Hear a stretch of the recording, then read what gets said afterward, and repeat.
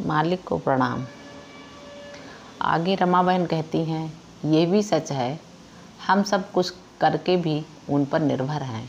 हमारे प्रेम के बस जब वे हो जाते हैं तो वे स्वयं चाहने लगते हैं। जब आपका रंगीन चश्मा उतर जाता है तो आपको भी छुपा सत्य समझ में आने लगता है। यही वास्तविक सच है। अगर आप जानते हैं कि वह किस प्रकार प्राप्त होगा तो आप प्रयत्न करें। इस संबंध में मुझे ऐसा याद है, गुरुदेव ने एक पुस्तक में सहदेव की कहानी लिखी है, उन्हीं के शब्दों में बताती हूँ। सहदेव महाभारत युद्ध शुरू होने से पहले कृष्ण के पास गया और उसने कहा, भगवान कृष्ण, इस सारी गड़बड़ी के पीछे अपराधी आप हैं। आप कौरवों और पांडवों को नष्ट करने वाले हैं और मैं इसे रोकूंगा। यदि आप इसे नहीं रोक सकेंगे तो मैं रोकूंगा। कृष्ण एक क्षण उलझन में पड़ गए। उन्होंने घमंड से सहदेव से कहा, तुम मुझे रोकोगे? क्या तुम जानते हो मैं कौन हूँ? क्या तुम जानते हो मेरी योजना बन चुकी है? सहदेव बोला, हाँ प्रभु, किंतु फिर भी मैं रोक सकता हूँ।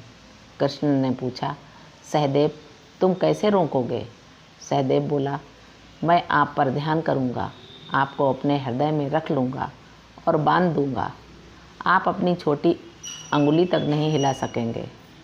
तब कृष्ण होश में आए। पाठ को ये है शक्ति निवेदक की, एक प्रेमी की, एक सच्चे साधक की। कृष्ण निवेदन करने लगे, सहदेव कृपा करो, तुम मेरी योजना बिगाड़ दोगे। प्रकृति की योजना बिगड़ जाएगी। मेरी खातिर तुम यह मत करो। सहदेव बोला, आप मेरे लिए क्या करेंगे? कृष्ण बोले, तुम जो भी मांगो। और सहदेव ने मांगा, पांडव और द्रौपदी इस युद्ध में सही सलामत निकलें। कृष्ण राजी हो गए। यह किस्सा पूज्य गुरुदेव ने सहज मार्ग के सिद्धांत पुस्तक में लिखा है। बहुत पहले मैंने पढ़ा था और हूबहू अपनी डायरी में लिख रखा था। पाठ को जब मैंने यह किस्सा पढ़ा था मैं रोमांचित हो गई। देखो आप, यह है दिव्य प्रेम की शक्ति। मैंने कहा ना, उसे हृदय में रखो, चुपचाप उससे ही प्रार्थना करते रहिए और समाज में चिल्ला चिल्ला कर गुणगान ना करें। प्रेम का ये बंधन है दिव्य, इस बंधन में जुड़ जाओ। पर कैसे? जब सहज मार्ग अपना लिया तो उसे समझो और उसे पाने के लिए आपको रंगीन चश्मा उतार कर दिव्यता का चश्मा पहनना पड़ेगा, जिसके लिए आपको कुछ बनना होगा। संसारिक उलझनों के रहते हम अनुशासन वृद्धपूर्ण साधना को बताए अनुसार करते रहें और धीरे धीरे प्रेम के संसार में डूबते रहें। जब गहराई तक पहुँचेंगे तो देखेंगे आप वह नहीं रहे जो थे। यही हैं परिवर्तन। यही हमें दिव्य प्रेम की गहराई तक ले जाकर उस प्रेम की अनुभूति कराएगा जो कटु सत्य है, जिसे यह पगली 30 वर्षों से खोजते खोजते उसमें डूब गई तो डूब ही गई।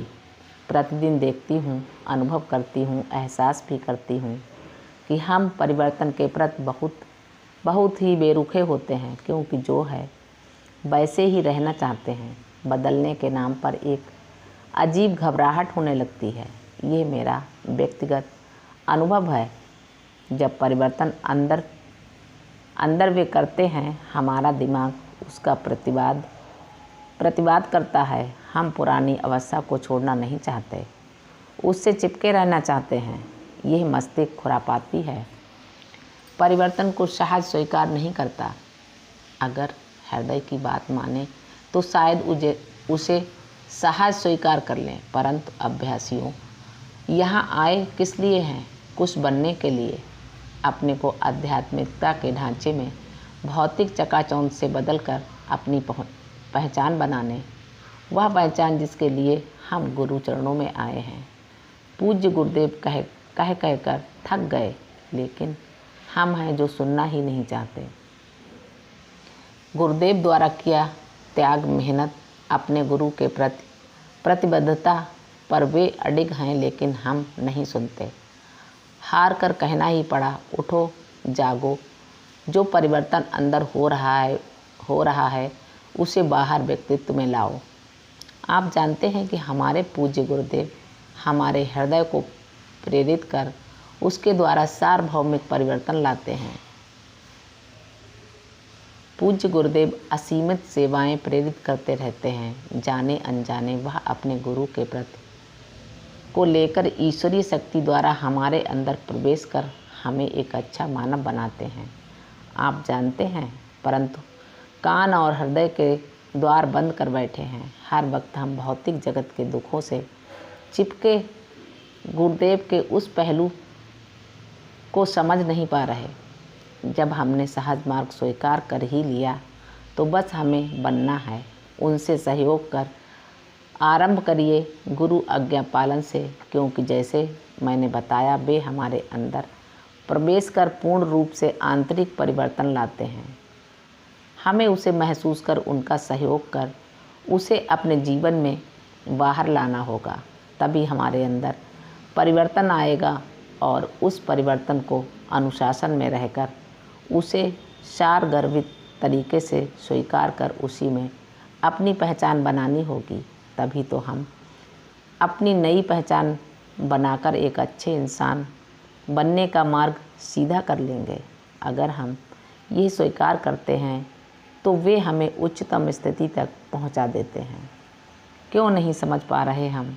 क्योंकि अपनी संस्कृति को ही जब भुला बैठे।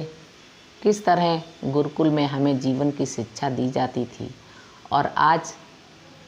और हम आज के युग की चकाचौंध से परिवर्तन के लिए समाज में झूठे भ्रम से पीड़ित होने के डर से पिछड़ जाते हैं। क्यों आप उस आनंदमय स्थिति में अपने को स्थिर नहीं कर पा रहे? खोजिए अपने को। ऐसा ही मेरे साथ हुआ। मैं भी सब कुछ जानती थी, अनुभव करती थी, पर न जाने क्यों एक भय से पीड़ित रहती। मैं समाज की रूढ़ियों व परंपराएं छोड़ दूंगी तो मुझे लोग क्या कहेंगे?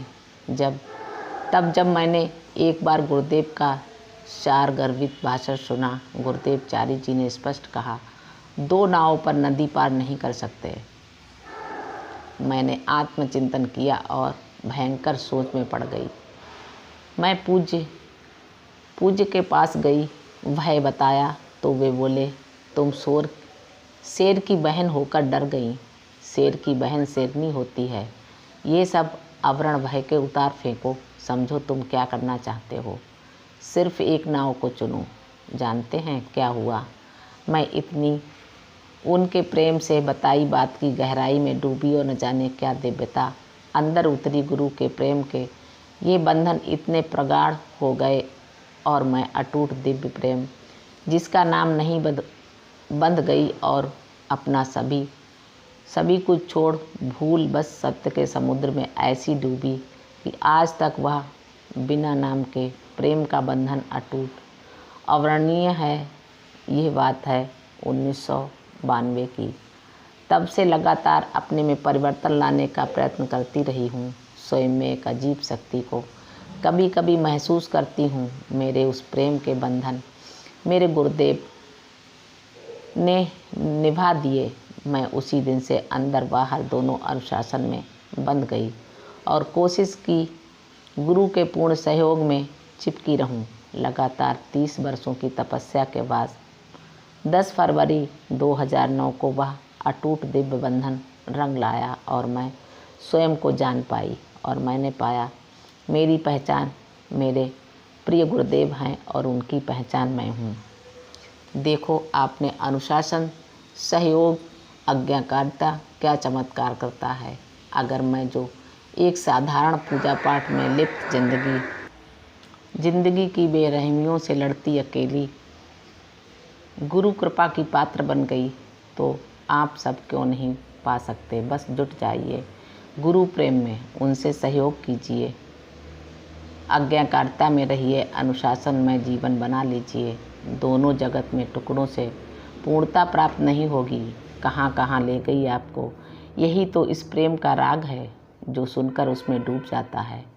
अपने हृदय के तारों में वह राग समा जाता है और हर बार वह राग अंदर झंकृत होता है। कैसा अटूट बंधन है जो हृदय के तारों में राग पिरो देता है। ये है पूज्य का सहज मार्ग।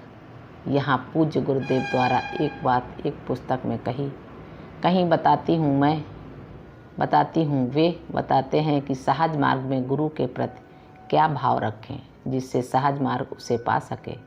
वे कहते हैं, एक पुस्तक में बाबूजी ने कहा है, ईश्वर को प्रेम करने के कई तरीके हैं और उसके लिए कई भाव को लिया जाता है, जैसे पितृभाव, सखा भाव आदि।